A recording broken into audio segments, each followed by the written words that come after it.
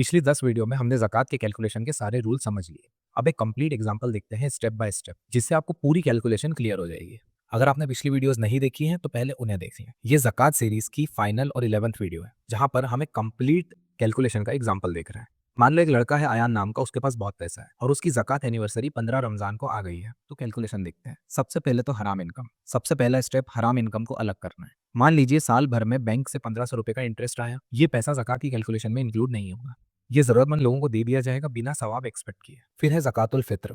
अगर अयान भाई घर के हेड है और घर में 5 मेंबर्स हैं तो हर मेंबर के लिए 3 किलो गेहूं, जौ, खजूर या किशमिश में से कुछ भी एक या इसके बराबर पैसे किसी गरीब को दे दिए जाएंगे। अब आते हैं ज़कातुल माल की कैलकुलेशन पर। अयान भाई निसाब से ऊपर की वेल्थ रखते हैं, इसलिए अब उनके ऊपर ज़कातुल माल फर्ज है। अयान के बैंक में 3 लाख रुपए कैश है और 50,000 रुपए दोस्त को देके रखे। 50,000 हो गया स्ट्रॉन्ग रिसीवेबल।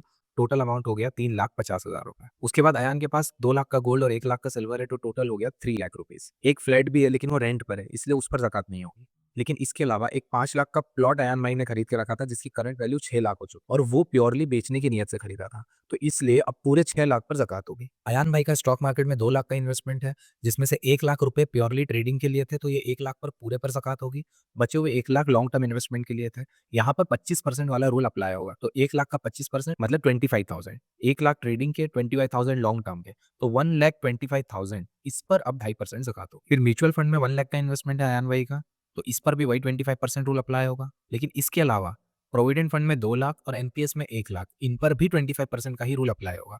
तो म्यूचुअल फंड के 1 लाख, पीएफ के 2 लाख रुपए और एनपीएस के 1 लाख, 4 लाख, इसका 25% 1 लाख। अब ये 1 लाख पर ज़कात होगी। लेकिन अयान भाई ने 3 लाख रुपए का लोन लेके रखा है, जो उनको 12 महीने से पहले भरना है, तो ये उसमें से माइनस हो जाएगा। तो फाइनल ज़कातेबल एसेट देख ले। कैश और रिसीवेबल हो गया 3,50,000, गोल्ड एंड सिल्वर हो गया 3 लाख रुपीज, प्लॉट हो गया 6 लाख रुपीज, स्टॉक्स का हो गया 1,25,000, mutual fund, provident fund, NPS मिलाकर हो गया 1 लाख, टोटल 14,75,000। लेकिन माइनस लोन के 3 लाख, तो बचे कितने? 11,75,000। अब इसका मिनिमम 2.5% कैलकुलेट करेंगे, जो कि आ रहा है 29,375। लेकिन क्योंकि अयान भाई को अल्लाह ताला ने इतना नवाजा, इसलिए वो 2.5% की जगह 4.5% की ज़कात निकालने का फैसला कर। उम्मीद है इस एग्जांपल से पूरी ज़कात कैलकुलेशन क्लियर हो गई होगी। अगर ये सीरीज आपके लिए हेल्पफुल रही है तो दूसरों के साथ जरूर शेयर करें। दुआओं में हमें याद रखें। अल्लाह हाफ़िज़।